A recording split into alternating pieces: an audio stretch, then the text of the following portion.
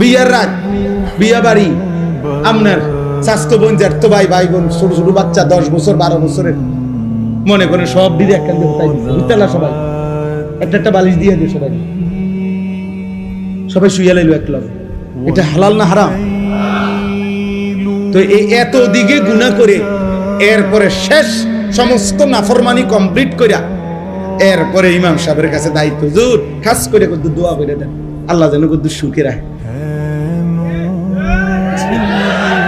আল্লাহ যেন এই 70,000 টাকার যে বিয়ের গেটটা আল্লাহ যেন এটা বরকত দেয়, গায়ে হলুদের যে অনুষ্ঠানে বেড়া বেড়ি নাচছে আল্লাহ যেন এটা বরকত দেয়, পুরাটা অনুষ্ঠান যে ভিডিও করছে আল্লাহ যেন এটার মধ্যে বরকত দেয়, বেড়া বেড়ি যে একই হাইয়েসের মধ্যে সাইপা বইছে আল্লাহ যেন এটার মধ্যে বরকত দেয়।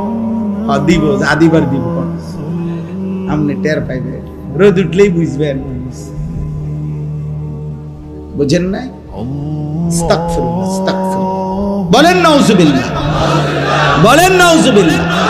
মুসলমান মনে রাখবেন আমার শেষ কথা, চোখ বন্ধ করলে ঝড় থামে না, মাথা নোয়ায়া ফেললে ঝড় থামে না। ওট পাখির স্বভাব, তুফান দেখলে বালুর মধ্যে মাথা ঢুকায়। চামচিকার স্বভাব, বাদুরের স্বভাব, আলো ফুটলে মাথা নিচের দিকে দিয়া চোখ বন্ধ করে রাখে। তার মানে সে বুঝাইতে চায় আলো আসে নাই, না আলো আসছে, তুমি মাথা নোয়াই লাইছো।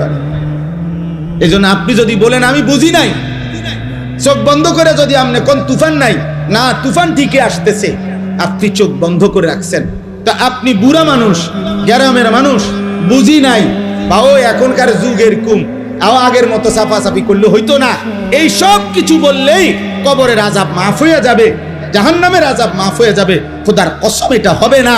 ইমাম সাহেব আর মুক্তা দিয়ে, মুসল্লি আর হুজুরে, পাবলিকে আর জনগণে আমরা একত্র হইয়া গেলে কবরের আযাব মাফ হবে না।